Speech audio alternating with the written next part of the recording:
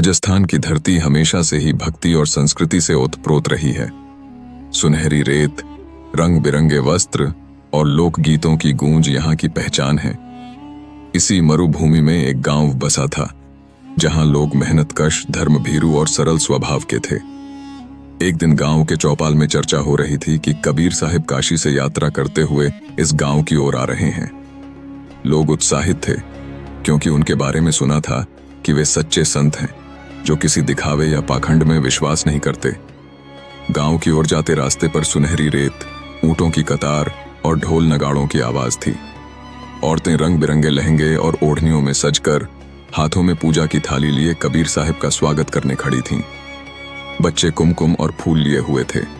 कबीर साहिब साधारण धोती पहने, हाथ में लाठी और मस्त चेहरे पर करुणा का भाव लिए गांव पहुंचे। गांव का सेठ, जो बहुत बड़ा जमींदार था, आगे बढ़कर बोला, महाराज, हमारे मंदिर में पधारो, वहां आपके लिए सोने का आसन और चांदी का कलश तैयार है।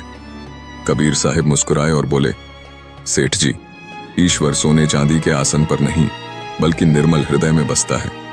मुझे किसी आसन की नहीं, एक सच्चे भाव की आवश्यकता है। यह सुनकर गांव के लोग हैरान रह गए, क्योंकि साधु संतों को तो वे हमेशा दिखावे और चढ़ावे से खुश होते देखा था। शाम ढलते ही गांव में लोकगीत और मांड गायन शुरू हुआ।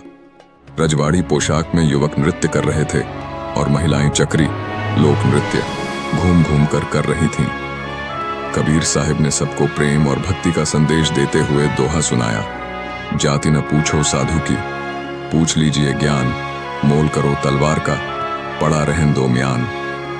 इस दोहे ने सबका मन मोह लिया।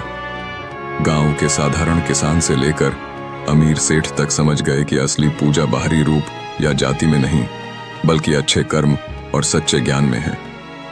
गांव का एक गरीब कुम्हार कबीर साहिब को अपने घर लेकर गया। उसकी पत्नी ने बाजरे की रोटी, छाछ और प्याज का साधारण भोजन परोसा।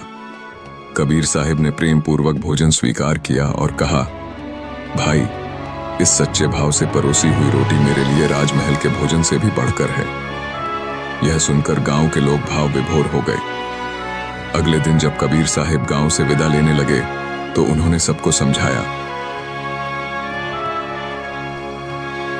हे गांव वालों, ईश्वर पाने के लिए न सोने चांदी की जरूरत है, न बड़े मंदिर की, बस अपने मन को निर्मल है।